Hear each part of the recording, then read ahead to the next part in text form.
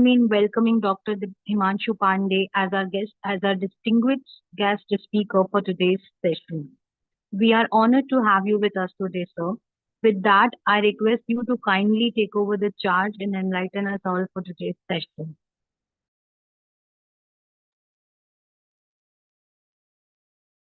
Thank you.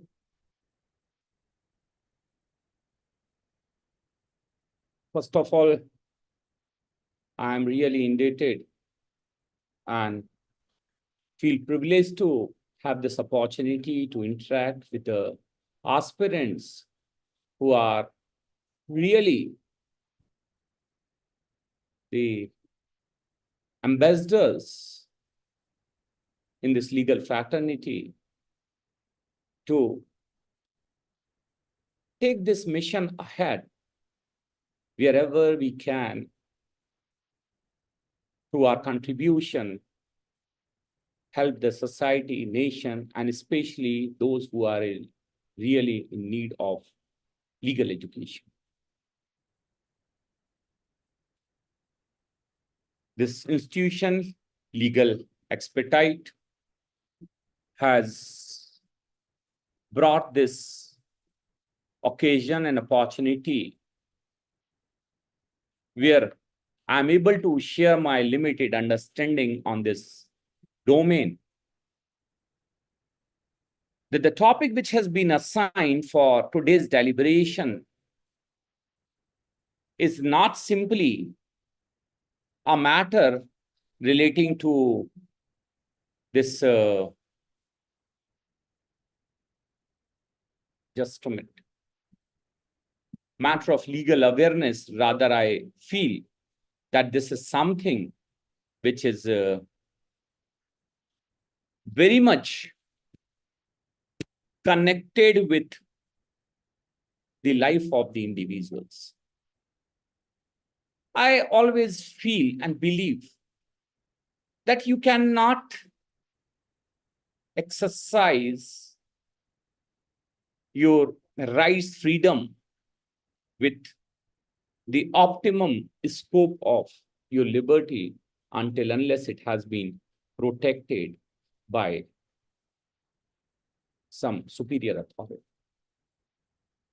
By using this word superior authority, intentionally, I am connected with two aspects.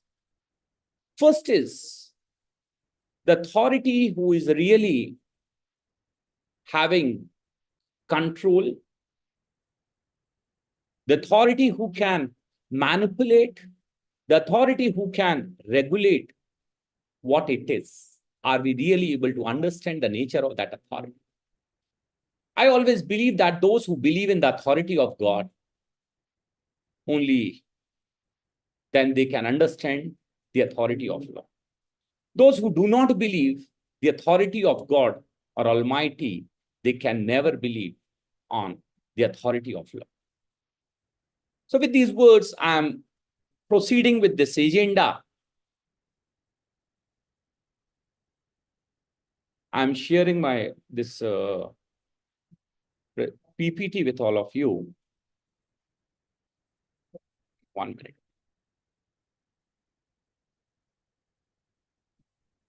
Yes. I'm audible? And my screen is visible to all? Yes. Kindly confirm. Yes, sir, it is visible. Okay, thank you. When we talk about this judicial discretion or judicial power, when the court is exercising its power while entertaining any bail application, we should also understand that this is something I'm not going to touch or not going to discuss the cases or the instances of bailable offenses. Rather, I am touching non-bailable offenses and instances of non-bailable offenses, judicial practices, in what way or manner the court is exercising this authority. When we talk about bail, what it is. We needed to understand the established jurisprudence regarding the bail. Whether the bail, granting bail is a rule or it is an exception. The established jurisprudence is that bail is rule and jail is an exception. But here I little bit disagree on this point. Rather, we needed to check with the spirit of law. The conventional and ordinary criminal law provides that the bail should be granted according to the provisions of law based on the well-established judicial precedents. We find that, yes, granting bail is a rule and restricting, curtailing liberty of the individual is an exception. But at the same point of time, we have some specific laws, preventive detention laws, Unlawful Activity Prevention Act, where the specific law provides that no, the bail can be granted only in the exceptional situation after scrutinizing the matter in deep, after having the well-settled satisfaction of the court that yes, there is no such prima facie evidence or substance against the accused person, only then this provision can be exercised. So here I believe that we needed to strike on the spirit of law. The conventional jurisprudence says that the bail is rule, jail is exception, subject to exception to exception. Why this rule is prevailing and what is the present contemporary status as to the bail jurisprudence? I really feel that every advocate, in fact, a judicial officer, has to understand bail jurisprudence. And when I use this word bail jurisprudence, this is not simply the confinement to the study of the judicial decisions or the express provisions of law. Rather, I feel that the court and the counsels involved in the process have to scrutinize the entire episode from different angles.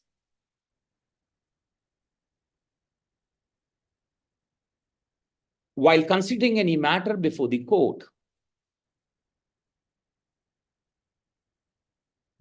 has to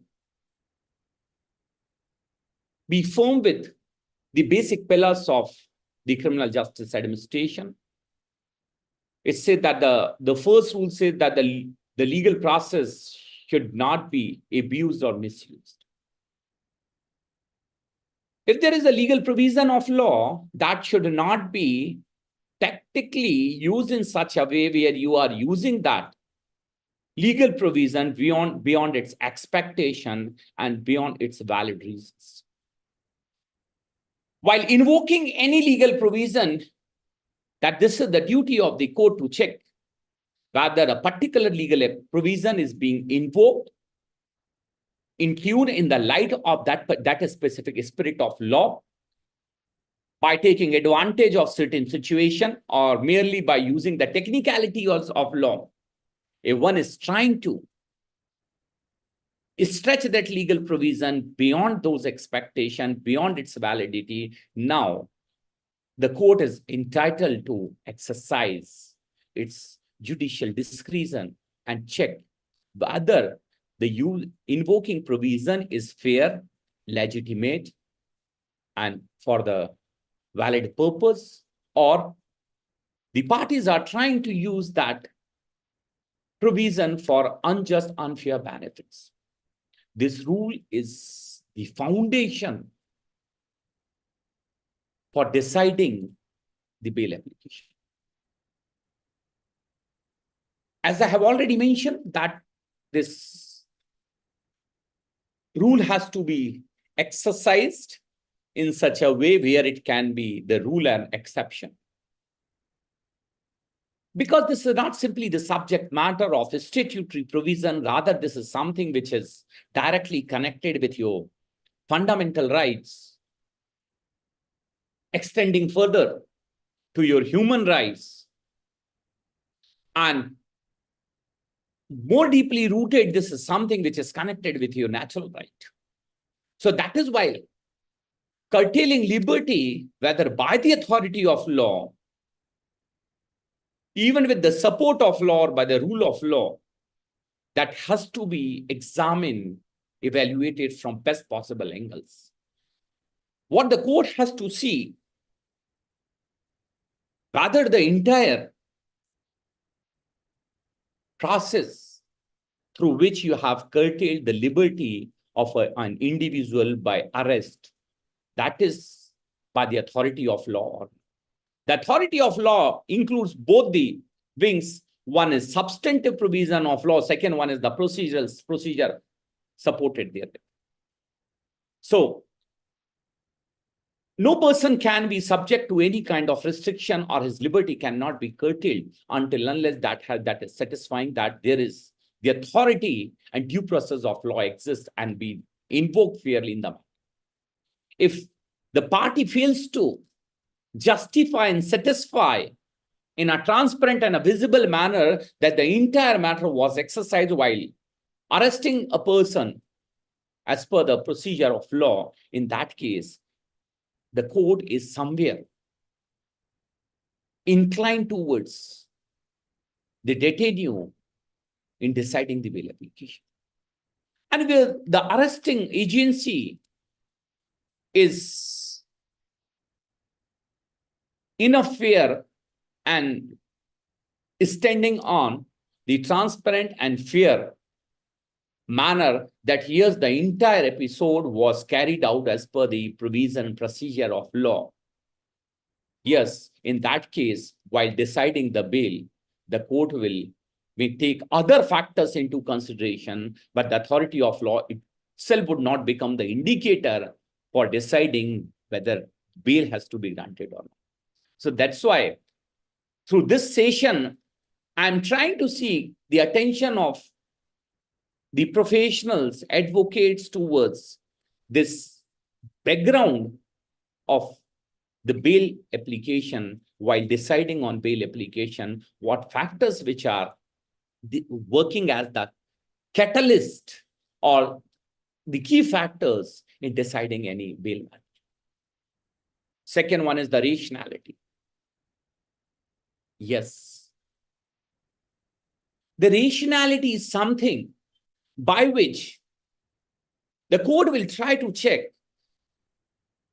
the factual position, what was the situation and the surrounding factors,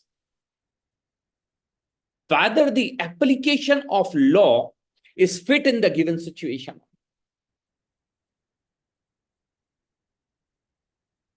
While exercising the discretionary power or the authority which is vested in the police by conferment through the law, while taking decision or exercising its discretionary power, has been rationally exercised or has been arbitrarily exercised. So the degree of rationality is another important factor which the court may take into consideration while deciding any bail application. So here, while discussing about the rationality, I request all of you kindly analyze this concept in two ways. The first one, that the law under which a person is accused or has been charged, rather the factual situation based on which the matter has been brought before the court, the reasons on which the matter has been brought before the court, is really having legal coherence or not. If the legal coherence exists, here's the court will try to check the second aspect, where the law is providing the options to that particular authority, either or, whether A option or B option has to be invoked, and the A option is more beneficial to the arrested person and B is not that much beneficial. And if the B option has been invoked, then what was the justification of invoking B option? Where the police has, I give an example, like a person who can be arrested in exercise of the power vested under Section 39 of the Bharati Nagrik Suraksha Sanhita, where the police is doubting on person his involvement as to the commission of any offense or in whose presence has any non-cognizable offense has been committed or his presence is required. And the police is trying to know about the name and address of that person. And that person is not willing to disclose his name and address. Or in fact, that the name and or the address which has been disclosed by that person, the police person is not satisfied, believe that whatever the information he is sharing is not true. Yes, in that situation, the police has the authority given by the law to arrest that person. But the court will try to look into the matter, whether while invoking the option to arrest that person, whether the police has exercised prudently, the decision was objective, the objectivity of that particular decision matters. So through these ways, the rationality is one of the key factors. The third important aspect, that is the fairness and reasonableness. While using power to arrest any person, because the law says that while arresting any person, the authority can cause his arrest by touch and physical restraint, which is necessary, not unreasonable.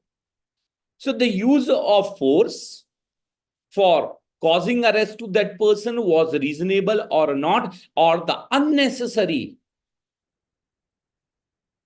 power has been used in the situation which was not at all required. I'm very much clear on this particular point, that the courts are equally interested to see the background of this situation.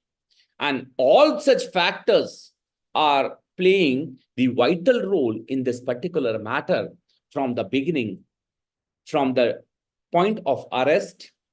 Second one is the reason of arrest. Third is while invoking the provision of law, whether the arrest and the detention of the person was adequate, fair, and reasonable or not.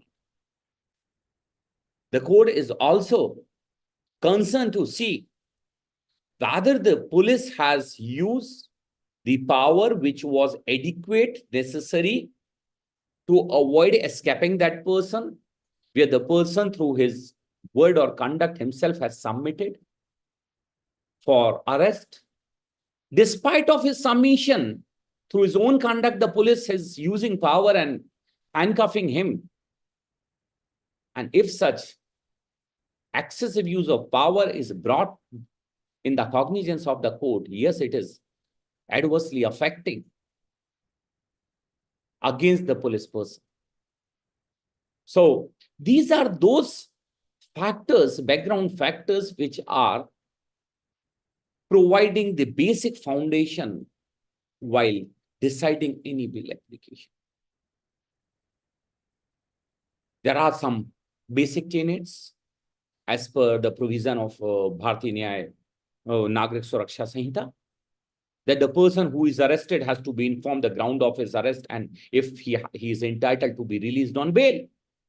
That this is also the duty of the police to intimate him that yes, he is entitled to be released on bail.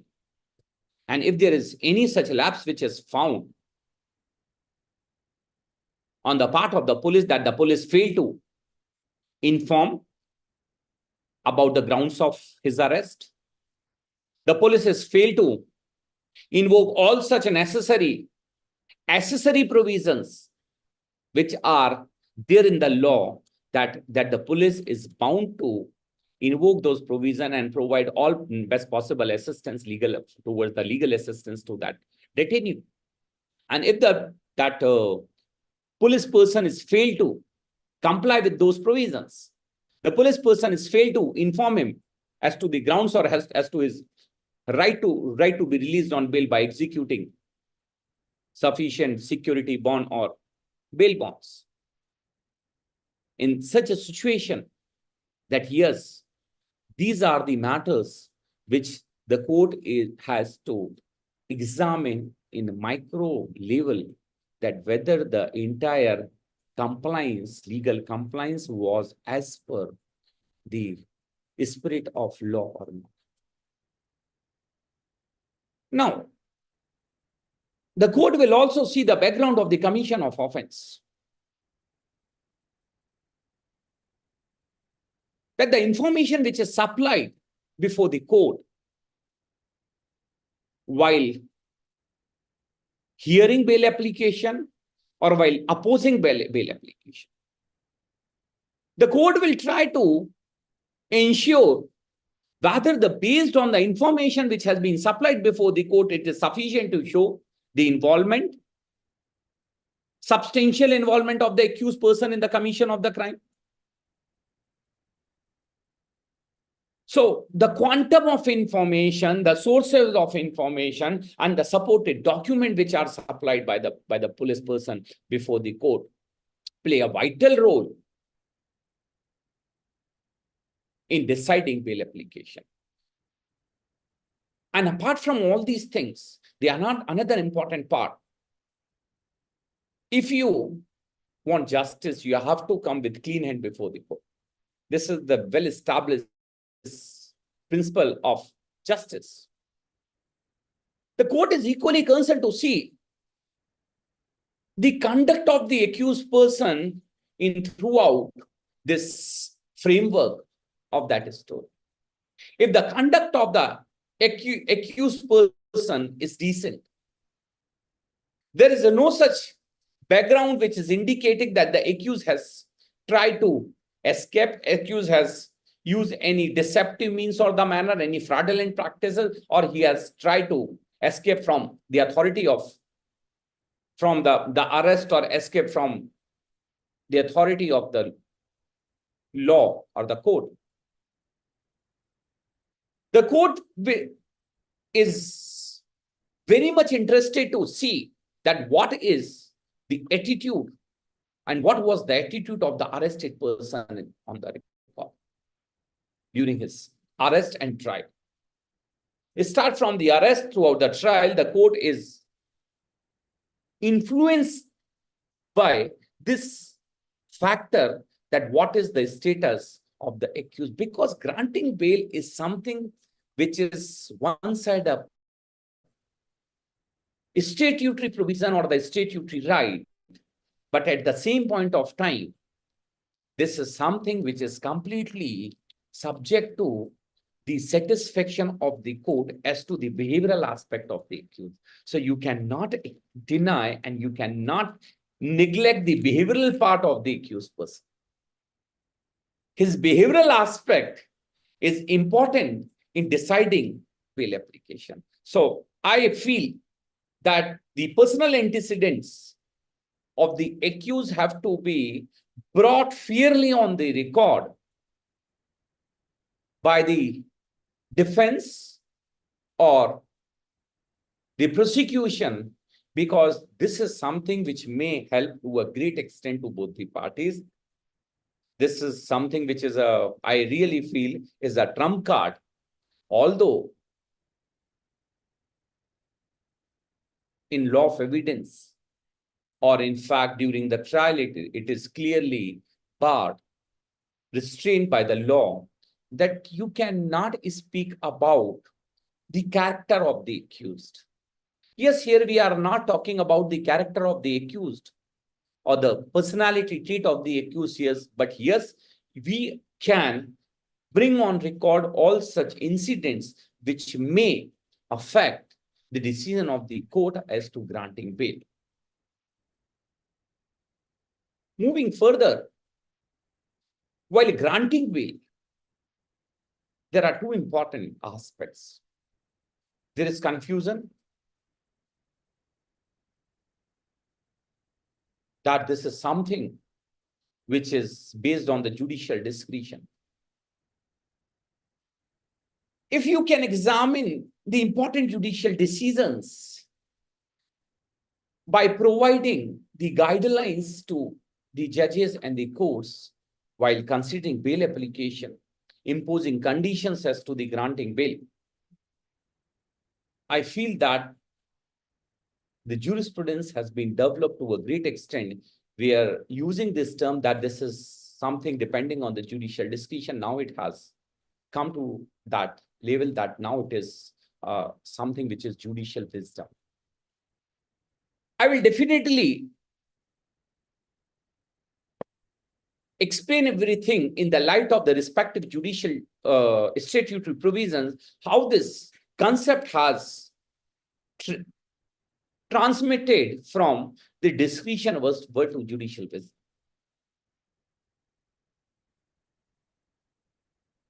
In a layman understanding, we give the interpretation to this term that where the law is providing choice and options to the court in either or in two contrary decisions, the court has authority to decide whether A or B.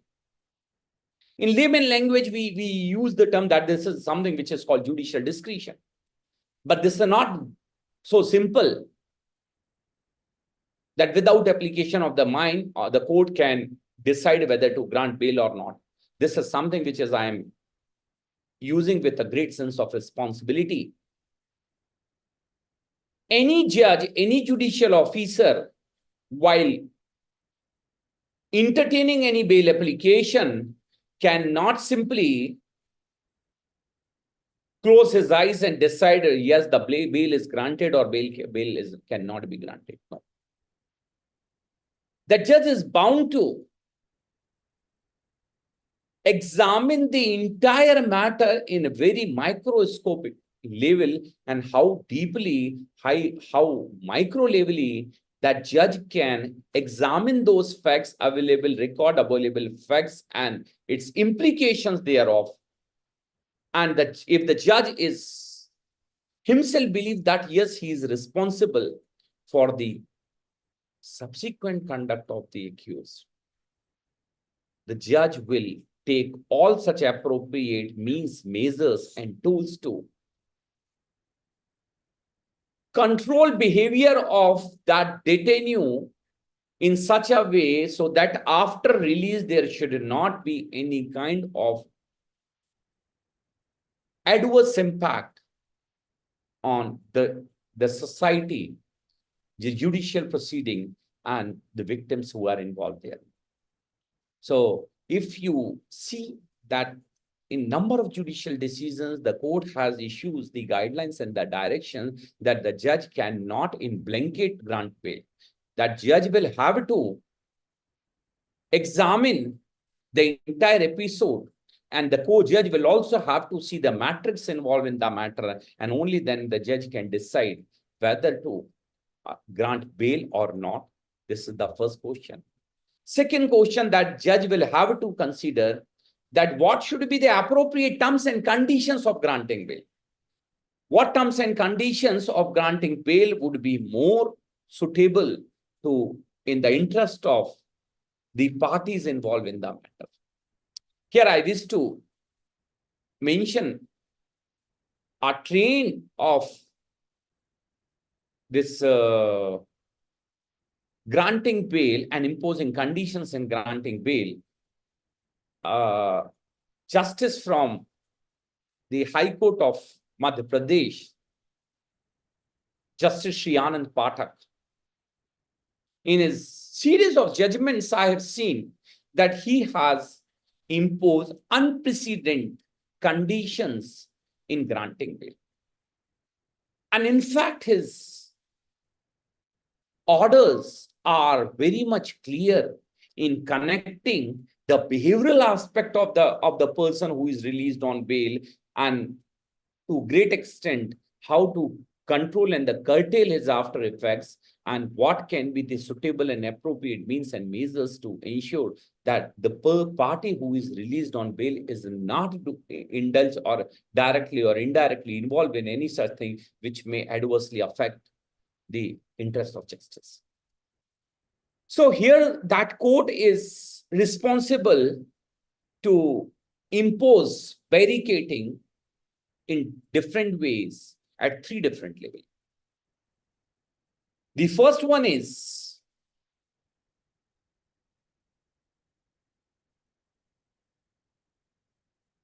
the degree of suspicious involvement. Because the bail is granted at the stage where the matter is sub judice. All the evidences are not brought on record. Based on the limited matter or the material, the court has to decide how to proceed, whether the bail to be granted or not to be granted. So here the court will see about crime, about the accused, and about the victims and the society. These are the 3 pillars to decide, which makes different kind of design and the matrix in the matter while deciding this.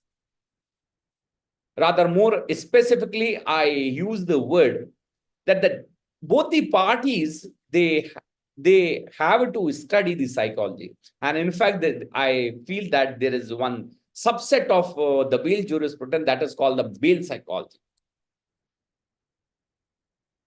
I'm talking bail in practice.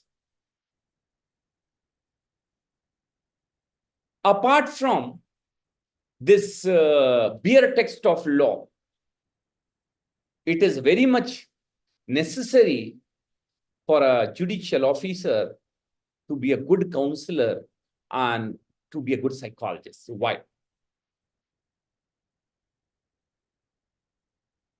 While granting bail simply based on the record which is submitted before the court has to satisfy himself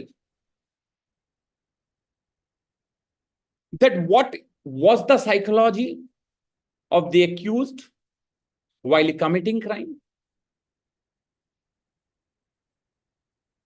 What is the psychology of the accused while praying before the court?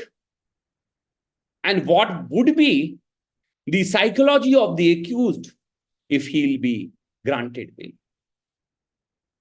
I am very serious on this point.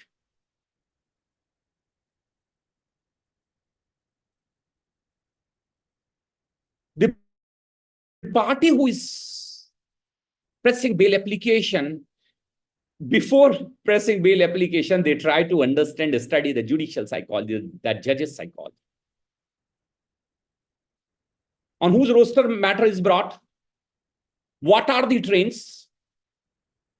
What are, based on the history and the trains, what pattern has been established by that particular court?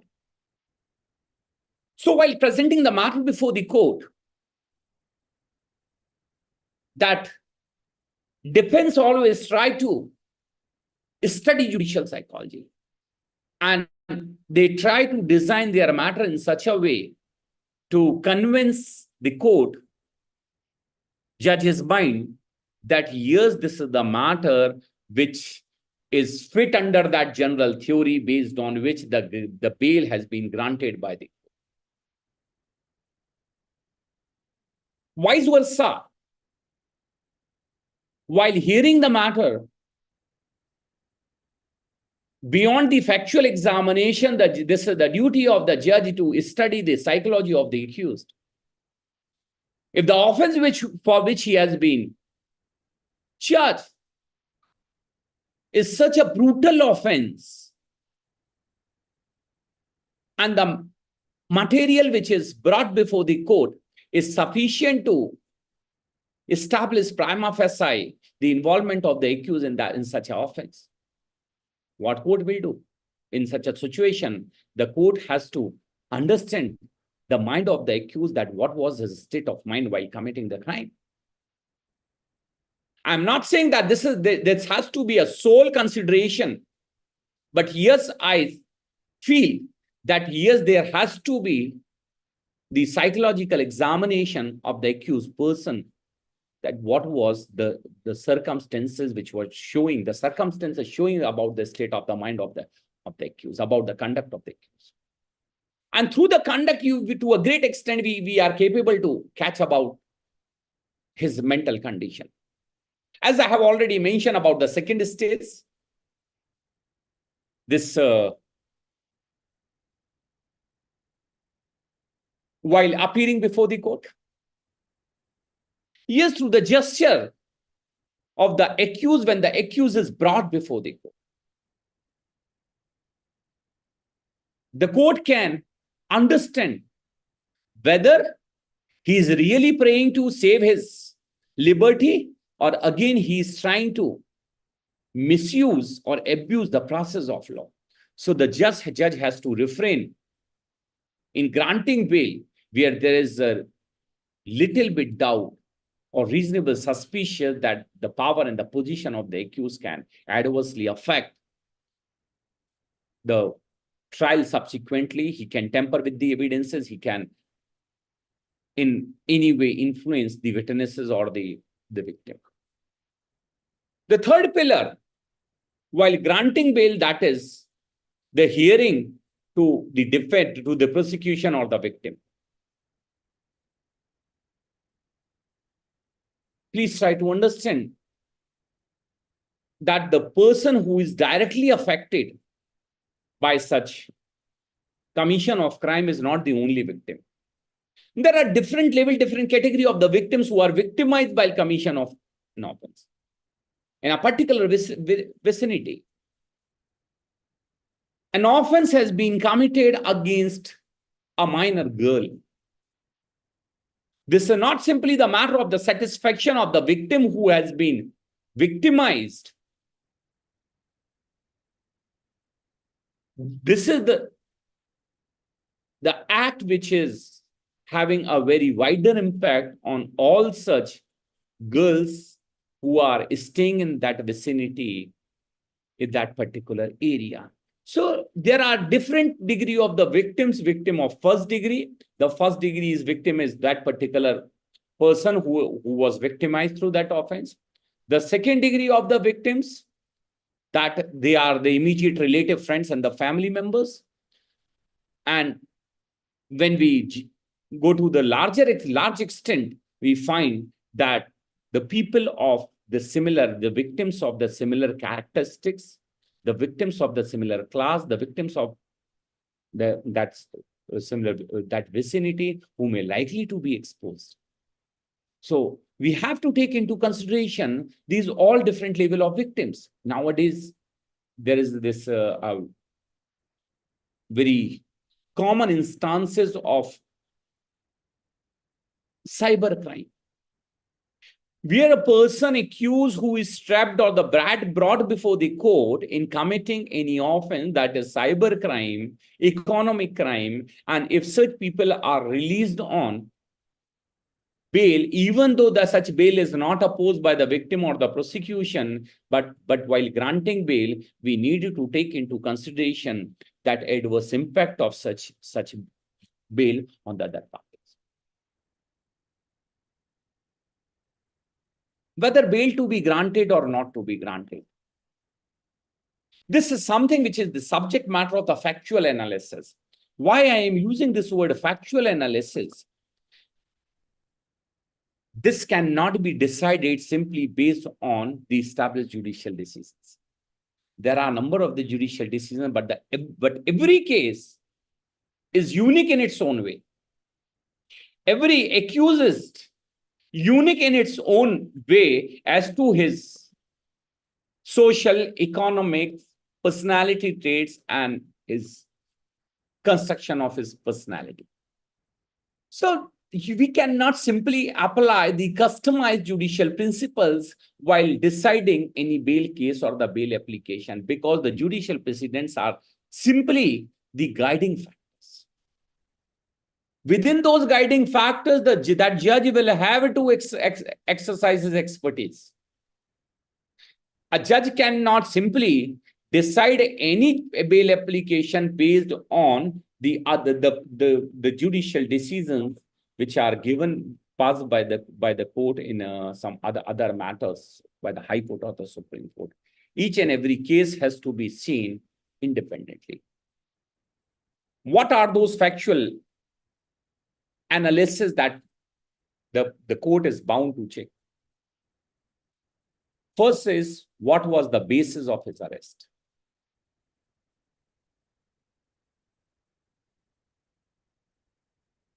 First, the court has to ask that for what purpose that person was arrested. Whether that person was arrested short for committing any crime which is non-bailable in nature, or the person was arrested just for keeping peace or public peace and tranquility, maintaining public peace and tranquility, or the person was arrested on simply a suspect based on the suspicious of a person in involvement of any matter, that police has to complete his entire preliminary inquiry into the matter within 24 hours. If the police fails to do so, that's the duty of the police to produce him before the nearest magistrate along with the record. And the magistrate, if satisfied, only then that magistrate can allow that custody. Otherwise, that magistrate shall not allow any police custody. So the court will have to see the nature of the offenses or the circumstances, the basis on which the person that accused has been arrested. Where the story which is brought before the court for arresting that person, showing any substance which requires his further detention,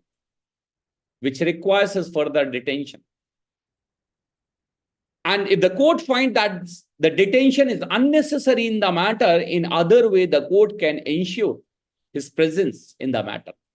As and when, suppose that accuses a person who is a very well-reputed person, and the nature of offenses are not such grievous,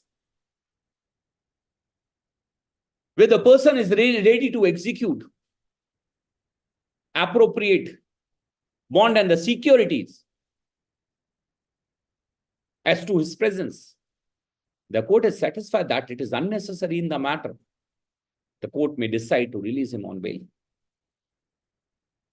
Second one is that the circumstances showing the involvement of that person in the alleged crime, whether the circumstances are sufficient to establish that the person is involved in the alleged crime, where the circumstances are simply probable indication, which is not very strong in nature, simply likely to have, and the police is trying to catch the suspects and that accuses one among them simply based on such suspicious, a person cannot be kept behind the bar.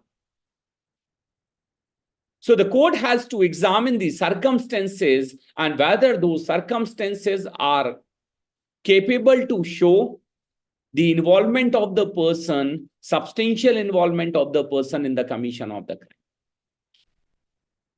If it is not such, it's strongly showing, convincing in the matter for the satisfaction of the court, in that case, the court will not allow his further arrest, the rather appropriate ways that the person has to be.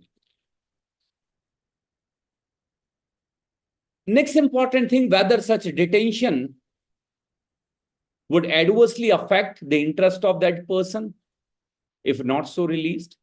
It may cause irreparable damages in his life, because in that under trial prisoners, certain instances in their family happen. It is necessary for them to be present in those matters, those instances, those occasions, which cannot be repeated again. on compassionate ground, on some valid reasons, that these are those entitlements of the individual because that the person is simply accused who is not proved offender.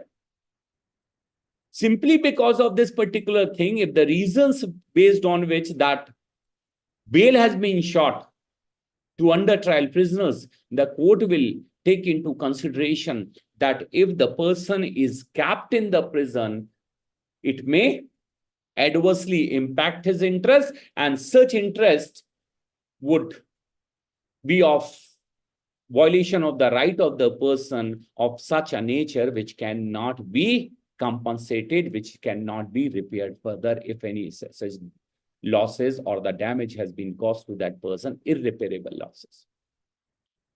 So taking into consideration, if it is irreparable loss to that person, like a student is arrested during his examination, and yes, that person and the offense which has been charged against him is not that grievous in nature, which has been categorically mentioned in the law, that the court will take into consideration as to the nature of the offense and other aspects involved. And the court find that the involvement is not that much substantiated, or even if that person is released on bail, his presence can be ensured, procured in different way, or the measure or the manner by which that the conditions may be imposed by the court, whatever the court finds suitable in the matter. The court will also see that his release would not adversely affect the proceeding or the witness or the evidence or the victims. If yes, vice versa, if it is found that if such person, the court has reason to believe that if such person would be released on bail, it may adversely affect the entire proceeding. It may adversely affect the interest of the society. It may affect the witnesses. He may influence the victim. He may cause injury, harm to the victim or the witnesses in the matter. Yes, definitely the court will decide the matter. Last point here, you can see on the bottom, the degree of suspicion. Here, this word degree of suspicion has to be seen from both these sides.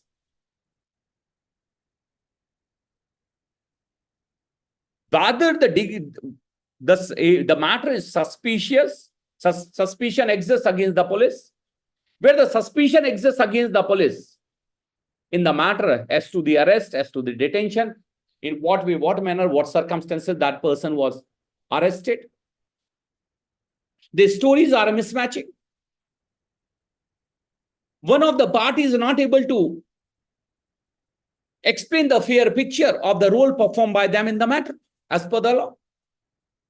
If such kind of suspicion exists on the part of the investigating agency, police agency, yes, definitely the benefit of such suspicion always goes in the favor of the opponent party. If the degree of the suspicion exists in the matter against the accused, in that situation, such suspicion would definitely affect that accused in contesting that bail application.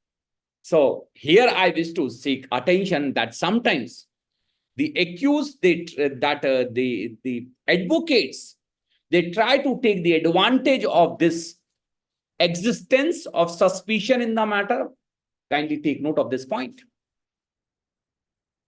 If the suspicion exists, they always, that every party take the advantage of the existence of the suspicion.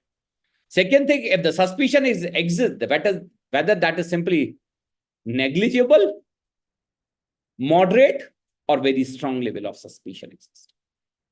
If that is a strong or the moderate, yes, it is a deciding factor in the bail matters. If that suspicion is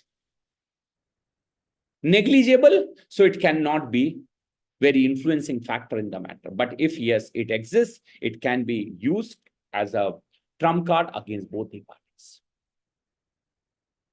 With these points, I further continue discussion in the light of this judicial decision and statutory provisions which are there in there.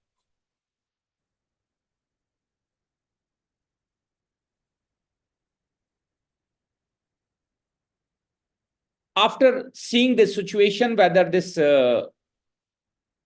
factual examination, psychological perspective aspects in the matter, the court, as directed by the text of law, the court is also bound to take into consideration other factors which are the important factors in the matter.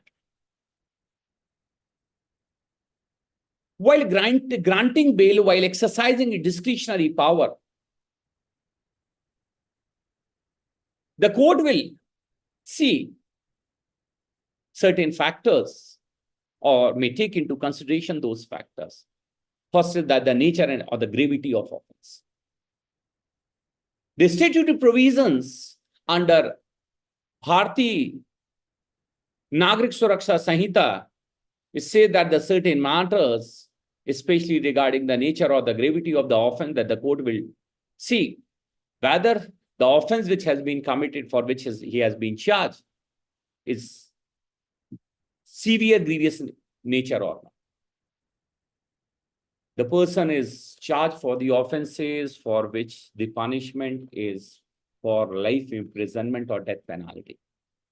That means the person is charged for the offense which is very severe in nature. The person is charged for committing rape, sexual offenses, offenses under POCSO, offenses against economic offense, offenses against that is terrorist activities in nature. So in such situation, the court will see if that offense for which the person is being charged, that is grievous, severe in nature, the court sometime avoid or refrain themselves in awarding this granting bail. The nature of the offender, whether the offender who is brought for this bail is habitual or repeated offender. The first time offender, if you compare the instance with habitual or repeated offenders, that the courts are not in favor to release, grant bail to those offenders who are habitual in nature. The circumstances are showing before the court that the accused has tried to escape from the custody, where the accused has escaped from the police custody. Accused was trying to evade his arrest, and such matters are brought before the court. In such a situation, the court is bound to take into consideration those factors or instances on record to decide or to avoid bail. Vice versa, if the accused himself has surrendered before the court, if the accused himself is surrendering before the court directly in the matter, or the police has brought that the accused has surrendered himself before or had cooperated during the inquiry and the investigation. Now, the point is that the cooperation extended by the accused person. I always believe that how adverse proceeding is there. But there is one thing fairly, that is the cooperation on the part of the accused person will definitely cooperating to the court, cooperating to the police in the inquiry or investigation, will definitely help them in the matter. But the point is that such cooperation has to be the part of the record and the proceedings. We have to make sure if that accused is cooperating in the matter, that the police, this is the duty of the police, is to put on record that such cooperation extended during the investigation. And based on that cooperation or non-cooperation, cooperation or non-cooperation, both the things are important in deciding such bail matter. Obviously, the judges are sometimes avoiding or refraining that if that offense is such a nature which is organized crime, terrorist activity, drugs related matter, illegal possession of armed ammunition, murder, rape, acid attack, counterfeiting of the coin, currency note, human trafficking, sexual offenses against women, offenses against children, offenses against the state. There are a set of class of offenses given in the law itself. If the matter is falling under that category, that awarding this granting bail is really a rarest to rare situation. Until unless that the court is otherwise satisfied that yes, there are appropriate measures available through which the court can ensure the presence of that person to cooperate during the trial in the matter. Otherwise, the courts are not taking risk in granting bail in such matter. If the person who has been previously arrested on breach of bond or the bail conditions, this is another important point. The accused has been released on bail, and during such release on bail, he has violated the terms and conditions of bail. He has breached those bond condition and the bail bond condition. If the arrested person has already breached those terms and conditions in subsequent instances, that the person cannot be allowed. Circumstances are showing the suspicion against the accused, and that is very strong suspicion. Wherever there is a strong suspicion against the accused in the matter, yes, in such a situation, that the bail is difficult, granting bail is difficult. I wish to mention some very famous cases. Nithari case, Arushi Talwar murder case. There are many cases where the bail petition was contesting bail petition was the most tedious task than any other thing in the matter, because of the background of the instances and main thing that the suspicious exists against this accused person. Let us see that why bail should be granted. The jurisprudence and the basic principle of granting bail is very much clear that the individual's liberty should not be curtailed until unless there's due process of law, and that is rational and that is the necessity in the matter.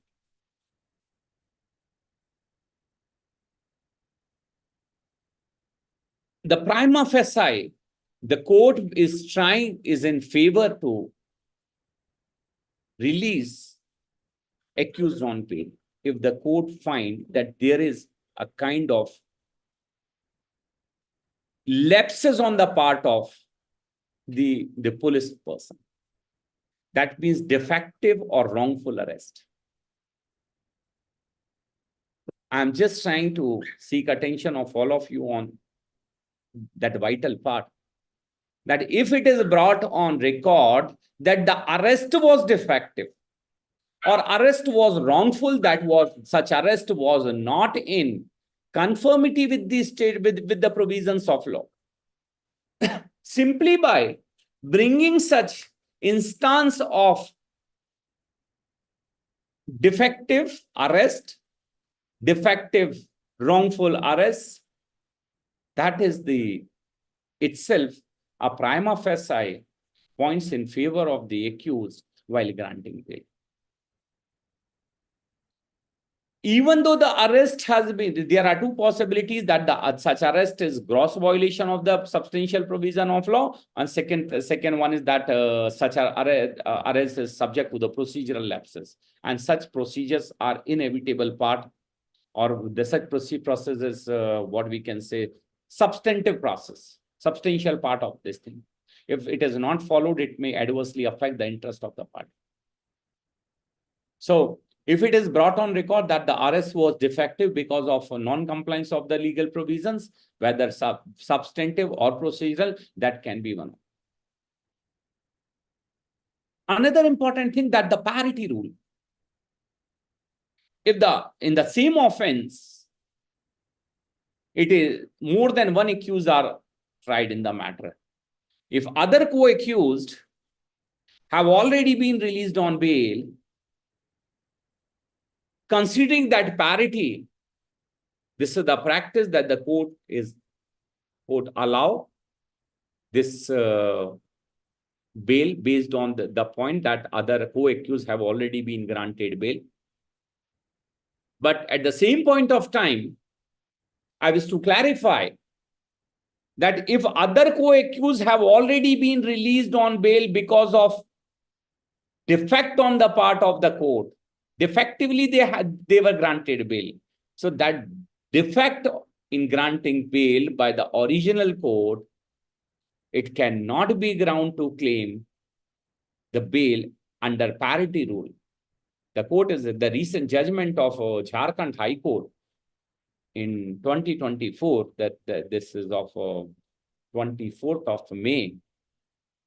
In that judgment, that the court has made very clear that other co-accused had already been granted bail. The taking advantage of granting bail to the other co-accused, that accused wanted to have bail, the court found that the other co-accused were wrongfully granted bail in the matter to which it was wrong on the part of the court allowing bail. The court said that if it is wrong on the part of the court releasing them on bail, so such parity rule cannot be stretched to benefit the applicant before the court. So the parity rule is a very common rule, commonly accepted, where the accused who are involved in the matter are more than one. But yes, while applying this rule, the court will also see the nature and extent of the involvement of the applicant and the other co-accused who had already been released on bail. If the applicant is the main accused in the matter and others are not the main accused in the matter, yes, they may be released and the court may deny bail to the main accused. If the main accused has been granted bail and the others are not, involvement is not to that extent in the matter, in that case, the court shall release the other co-accused also on the bail on the same terms and conditions, considering that the other co-accused had already been released on bail. While considering this question of granting bail,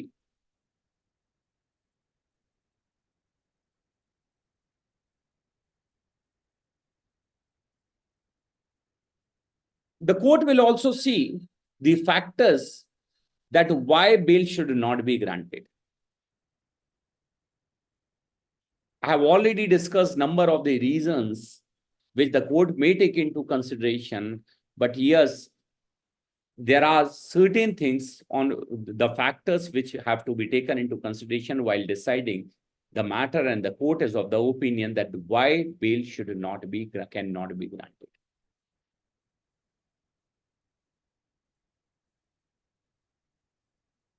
The first condition, that the accused prior antecedents of the accused are of such a nature, or his conduct is of such a nature in entire the matter which was non-cooperative in that. If it is brought on record while opposing bail application and for the satisfaction of the court that the accused has never extended any kind of support in the investigation, accused had always trying to use any deceptive practices in the matter to avoid his arrest, to avoid supporting this investigating agencies in discovery of facts, in collecting evidences, or any such instances are brought on record where it is found that the accused was indulged in such a thing that was non-cooperative in nature. Sometimes we find that during arrest, they use appropriate forces against the police. using firearms, using weapon, causing injury to the police person. So if such matters are put on record before the court courts usually refrain from granting bail in such matter. Second important thing, the court has to hypothetically anticipate as to the impact of release, where the evidence, where the material on record is sufficient to make the court realize that what may be likely or probable consequences of his release, and if his release may cause any kind of harm or injury to the proceeding parties in the matter, yes, the court can. And the third important thing, if there are the established judicial precedents where the Supreme Court has clearly stated that in such offenses, granting bail is not advisable. There are certain illustrations, judicial illustrations, where the court has clearly mentioned that yes, granting bail is not possible. While granting bail in the matter, the court has to provide proper hearing to the prosecution and the any other defense parties available to oppose the bail application, that the bail cannot be granted without providing them an opportunity to be heard. Because this is something which is the natural justice principle still exists, without saying that the victims are, although not recognized as the direct party under the criminal jurisprudence, but they are the basically interested party in the matter, and that is why it is necessary for the court to give them opportunity to be heard bail application. In case of regular bail, under the CRPC 167, that the proceeding was regarding regular bail, where the investigation cannot be completed within 24 hours. In that case, it was necessary, if the police desires the detention of that accused for further inquiry into the matter, and for that to have any sufficient strong ground to believe that the accusation and the information is well founded. So based on that particular thing, that the police is required to produce the matter before the nearby magistrate to have this police custody.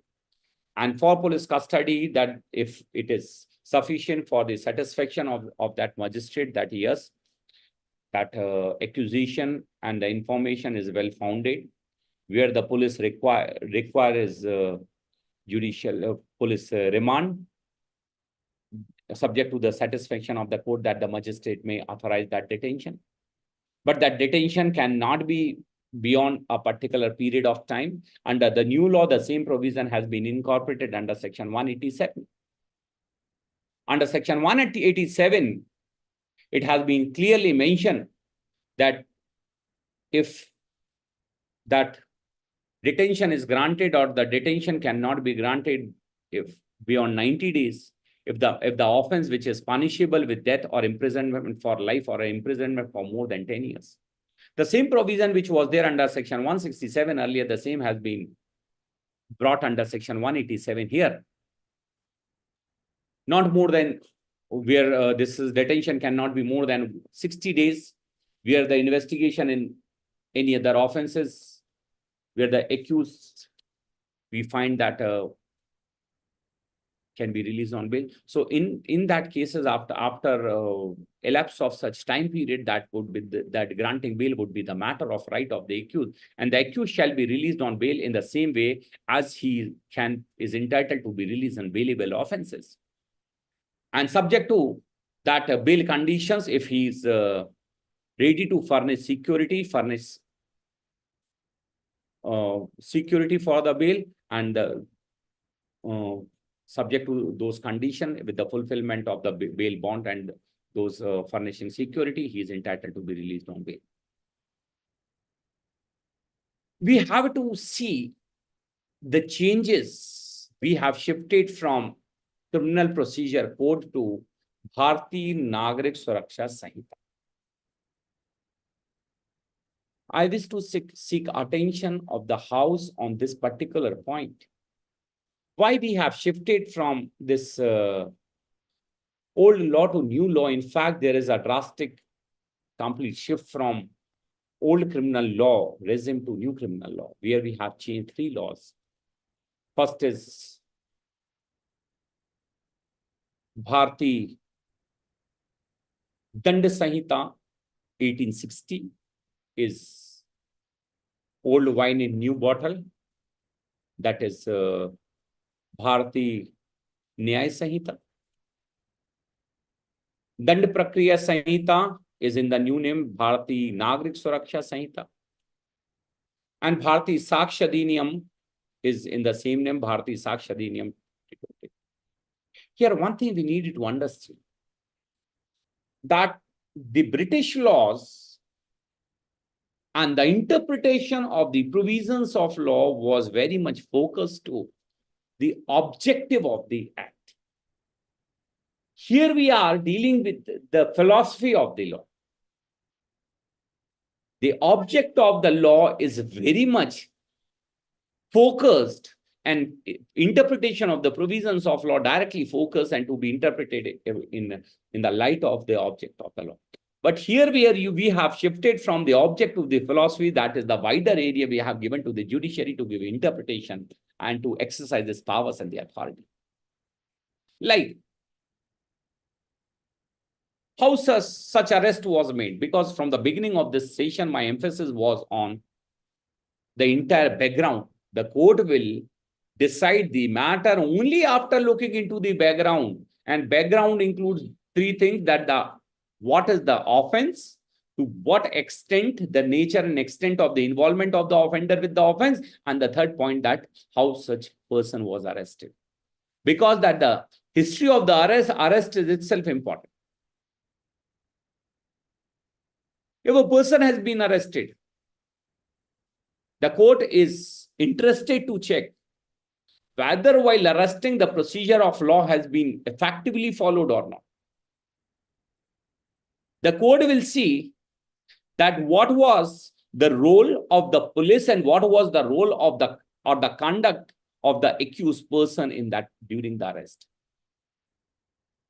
These points are not very visibly discussed or the focus, but these points are the factors which are under the carpet, very important.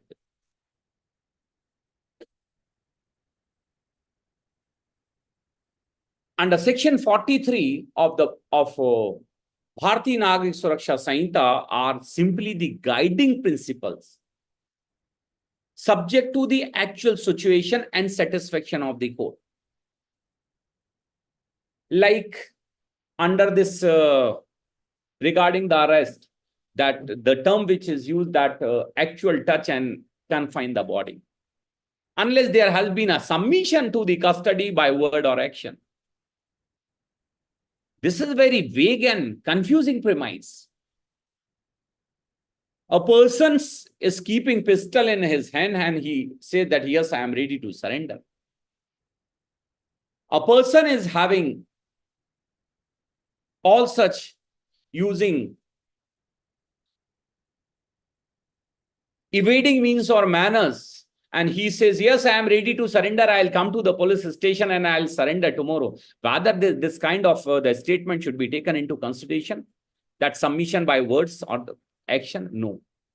Because whether the party was willing to submit to the police custody or he was evading to arrest, this is the matter of factual, real grassroots situation and analysis, where the provision itself cannot be sufficient to decide that the actual situation. That's why I say that the principle, that the statutory provision black text are simply guiding factor itself, not the concluding premise in the matter.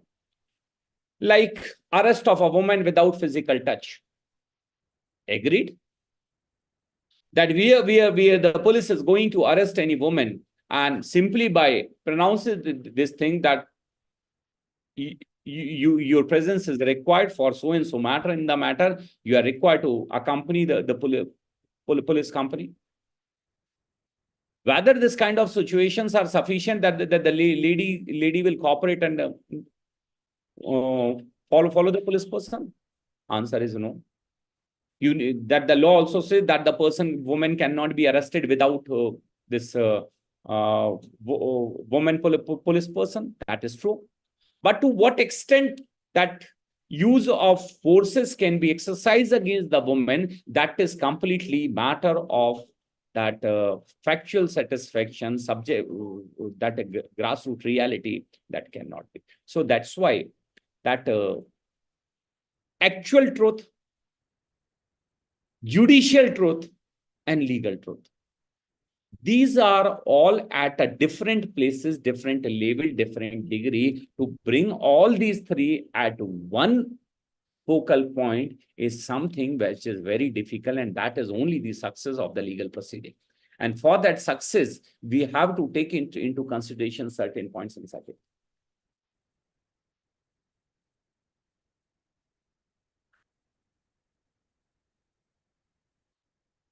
While contesting bail application,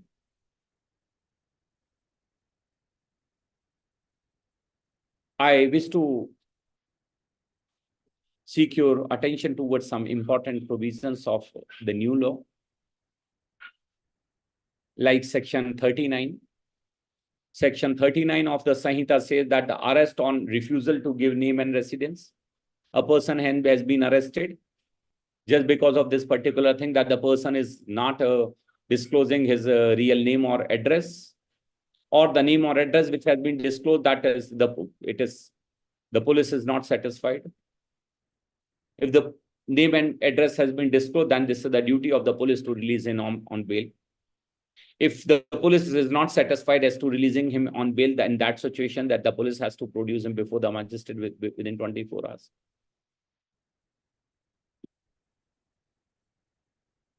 That if the matter is of non-bailable in nature, brought before the court will see whether the accused person is capable to produce appropriate execute bond in the matter or not. That the bond has to be executed fairly in the light and the spirit of the contents of Section 139. Section 139 of the Sanhita provide that the bail bond to be executed by such person, binding himself as to the terms and conditions of the bond, and in case that the person has subsequently involved in any such act which is directly or indirectly amount to commission of the offense, attempt to commit the offense, or abatement of offense, or he is trying to violate through his conduct the terms and conditions of, then what would be the consequences of the breach of bond and the bail bond? So all these things have to be very clearly and categorically seen, examined in the matter, and especially as to imposing the terms and conditions in the matter. So this is all about the factual dynamics relating to bail application, bail matters when brought or heard by the court. So within the time framework, whatever the limited understanding I could gather about this particular domain area, I try to deliberate on this point. Now the house is open for the question answer. If there is any question, any query from the part of the, feel free.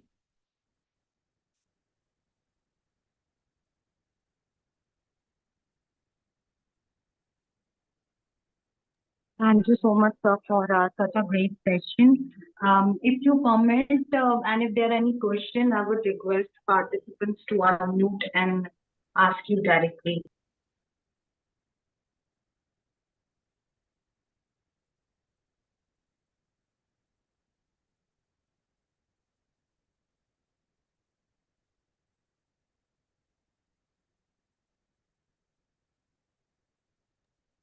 You can also use chat box if there are any questions.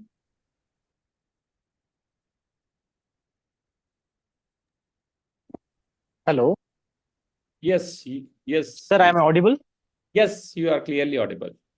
Sir, as you mentioned regarding Section 187 of the new CRPC, that is Bharatiya Nagrik Suraksha Samhita. So, Yes. in earlier provision 167, there was no any mention of initial 15 days of custody as such.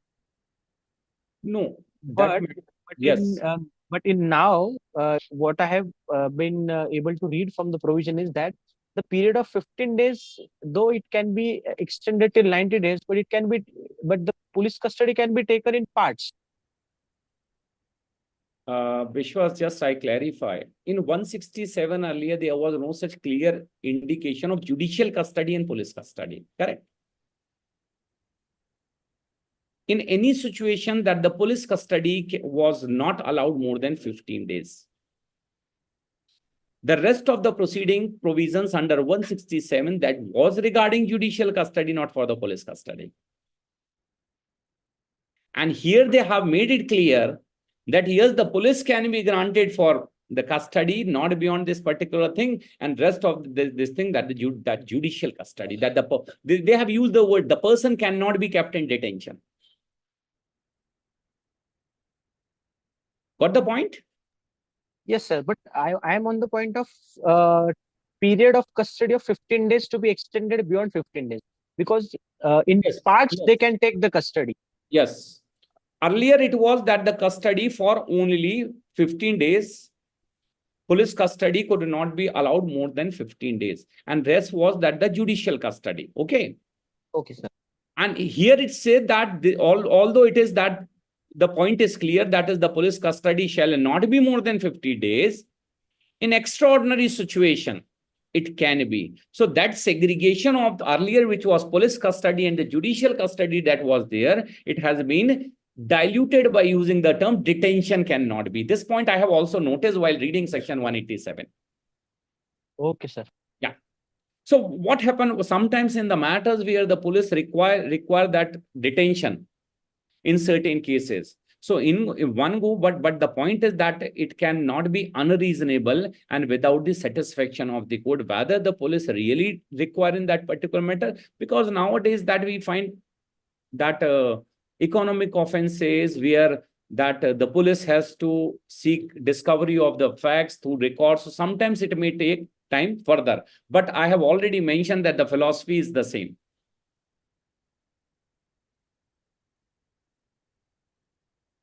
Anything else? Thank you, sir. Thank you, sir. And I assume that there are no such questions.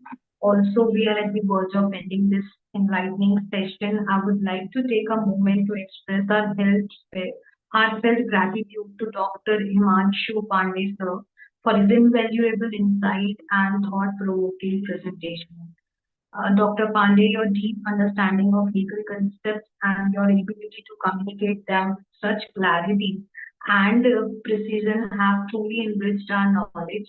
The depth of information and the practical perspective you shared have provided us with a comprehensive understanding of the topics as discussed.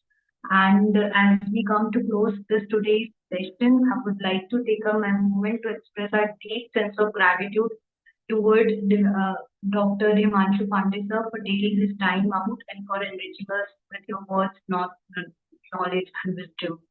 We are so grateful that you have come today to our platform and also to our audience. Thank you for your active participation and engagement throughout this session. Your enthusiasm and curiosity have greatly contributed to the vibrancy and success of this event. With that, as we mark on the next phase of our journey, we reaffirm our commitment to providing valuable insight and practical guidance to legal community, celebrating 4 years of dedication to providing practical insights and expertise in the field of law. It is with great pride and enthusiasm that we reflect on our journey thus far, and we are thrilled to continue serving our community with unwavering commitment and excellence. We look forward to continuing our pursuits of excellence and innovation in the years to come. And we are so great and also thankful that today, when we are completing this 4 year, we have two to be our guest speaker, and it was so enlightening to have you on our platform today. We thank you again.